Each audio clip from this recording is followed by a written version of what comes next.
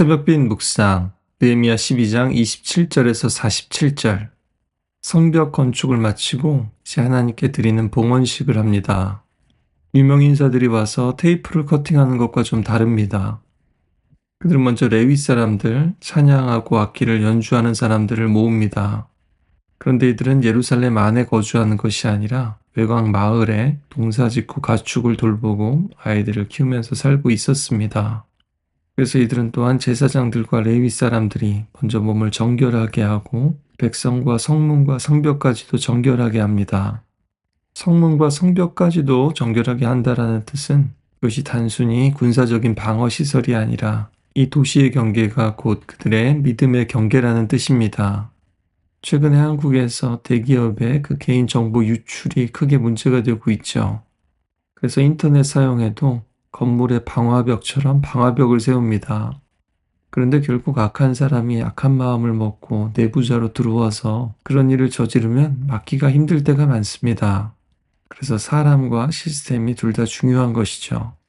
오늘 이스라엘 사람들은 단순히 군사적인 두려움 때문에 이 벽을 쌓은 것이 아니라 하나님의 질서 속에서 하나님의 임재 안에서 살기 위해서 이 벽을 세웠습니다 라고 고백하는 겁니다. 우리 집에도, 우리 마음에도, 우리 핸드폰의 잠금 화면에도, 우리의 관계에도 많은 벽들이 있을 겁니다.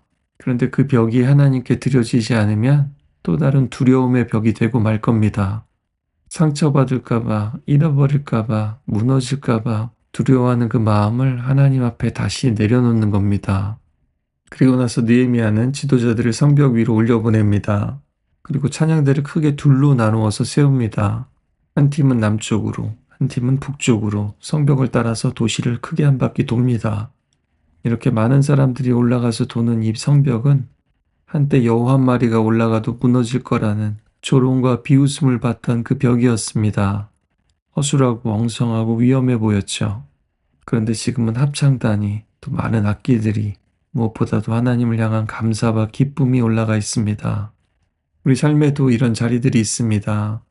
부끄러워서 그냥 숨겨두고 싶은 과거, 수많은 실패와 상처들이 있을 수 있습니다.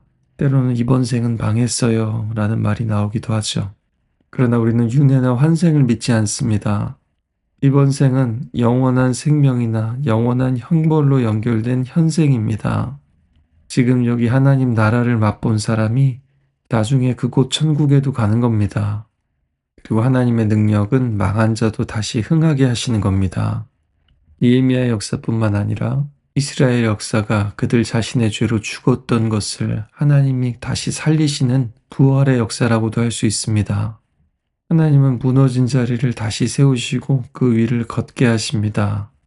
눈물의 자리를 기쁨으로 다시 걷게 하시고 수치의 자리를 찬양의 행진으로 만드십니다. 오늘 우리도 과거의 무너진 자리만 바라보지 말고 주님의 은혜로 세워진 그 벽 위를 한 걸음 한 걸음 내딜 수 있길 바랍니다. 이 찬양의 무리가 성벽을 따라서 강문을 지나서 마침내 성전 앞에서 만납니다. 43절은 그들이 크게 즐거워하고 또 크게 즐거워했다고 합니다. 그 소리가 아주 멀리까지 들렸다고 하죠. 그리고 무엇보다 중요한 것은 하나님께서 그들을 즐겁게 하셨기 때문이라고 합니다. 그들의 기쁨은 그들의 성취가 아니라 그들을 회복시키시는 하나님께로부터 온 겁니다. 예루살렘은 여전히 큰 도시의 변두리에 있는 작은 도시이고 정치적, 경제적 상황은 불안전하고 내일 일은 알 수 없는데도 오늘 이 순간만큼은 하나님께서 그들 마음 깊은 곳에서 기쁨을 끌어올리십니다. 부녀들과 어린아이까지도 즐거워했습니다. 유명인사만이 아니라 모두가 함께 즐거워할 수 있게 하는 것이 하나님이 주시는 기쁨입니다. 그리고 그 소리가 멀리까지 퍼집니다. 마치 올림픽 중계를 보다가 함성을 질렀는데 아파트 단지 전체나 골목길 전체가 붐의 함성을 지르는 그 소리를 들을 수 있는 것과 비슷합니다. 그럴 때 우리가 얼굴을 모르는 이웃일지라도 하나구나라고 느낄 수 있는 것처럼 오늘 그들은 하나 되어 하나님이 주신 기쁨을 만끽했습니다. 윈델베리는 나는 슬픔을 미리 계산하느라 자기 삶을 갈아넣지 않는 들짐승들의 평화 속으로 들어갑니다. 이렇게 썼습니다. 우리의 계산과 염려 때문에 이 찬양의 무리에 합류하지 못하는 일이 없어야겠습니다. 또 우리 가정에서는, 우리 교회에서는 어떤 소리가 멀리까지 들리고 있는지도 한번 돌아보기를 원합니다. 창피해서 이사 가야 되겠다, 그런 소리는 아니겠죠? 어떤 성벽보다도 든든하신 우리 하나님, 어떤 성취보다도 만족을 주는 하나님의 은혜, 어떤 성공도 줄 수 없는 변치 않는 기쁨, 여기서부터 흘러넘치는 찬양이 있길 바랍니다. 그리고 오늘 이런 찬양 이후에 44절 이후에는 또 행정적인 이야기들이 나옵니다. 혹시 곳간 맡을 사람을 세우고 11조와 첫 열매를 모으고 레위 사람과 제사장들의 몫을 챙겨주고 다윗과 솔로몬 때처럼 성전 봉사를 유지하기 위해서 제도를 정비합니다.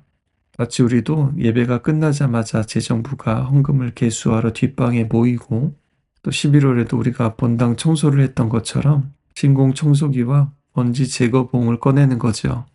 하나님은 이스라엘 사람들의 헌신을 성벽 봉헌식에서만이 아니라 돈을 어떻게 쓰는지, 시간을 어떻게 나누는지, 일을 어떻게 계획하는지, 그의 수고를 알아주고 챙겨주는지에서 드러난다고 보십니다.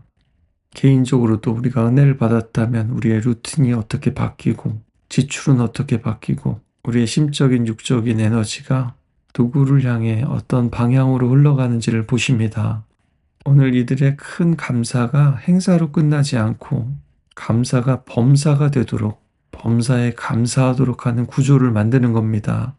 그리고 또한 체질로 만드는 거죠. 하나님을 섬기고 찬양하는 레위 사람들이 외곽으로 밀려나 살고 있었기에 생계 걱정 때문에 찬양을 포기하지 않도록, 또 이 하나님의 사역이 몇몇 열정적인 사람들의 번아웃으로 끝나지 않도록 하는 겁니다. 우리의 헌신과 감사는 계속되어야 합니다. 오늘 이 말씀 기억하면서 다시 한번 우리의 마음을 정결케 하소서. 또 우리의 과거의 수치의 벽이 아니라 은혜의 벽 위를 걷게 하소서. 하나님이 주신 기쁨과 감사가 우리 가정과 교회와 이웃에까지 들리게 하소서. 또한 하루하루의 선택과 습관으로, 그리고 지속되는 예배와 삶으로 나타나도록 함께 기도했으면 좋겠습니다.